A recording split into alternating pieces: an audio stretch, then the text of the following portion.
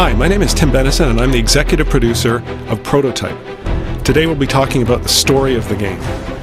What drives the narrative? What are the motivations of the characters? And really, what is underpinning the over-the-top action that is the essence of this game?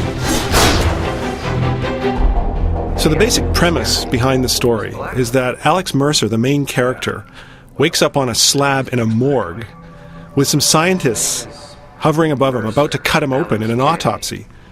Now, obviously, his first goal is to get the heck out of there and get out of that incredibly traumatic situation. But the character and the player quickly discover that Alex has no memories. So the rest of the game is about why he ended up on that morgue slab, how he got his shape-shifting powers, who did this to him, and basically getting his revenge.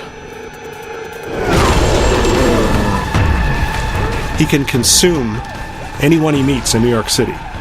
One of the things he gets from consuming people is memories. They may have some knowledge of some piece of the puzzle, some knowledge of your past life. The player is literally piecing these together into something we call the Web of Intrigue interface.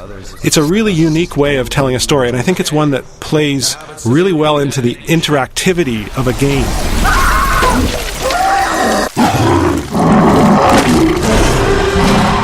Dana Mercer, who is Alex's sister, is one of the other major characters in the game. She's a journalist, and she helps Alex find answers. She's got access to certain sources of information, but she doesn't have all of the answers.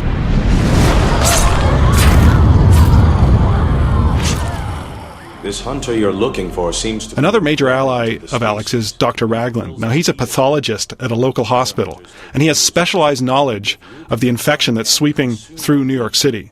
Alex needs his help in fighting the military, and even in combating some of the specialized weapons that the military deploy against him.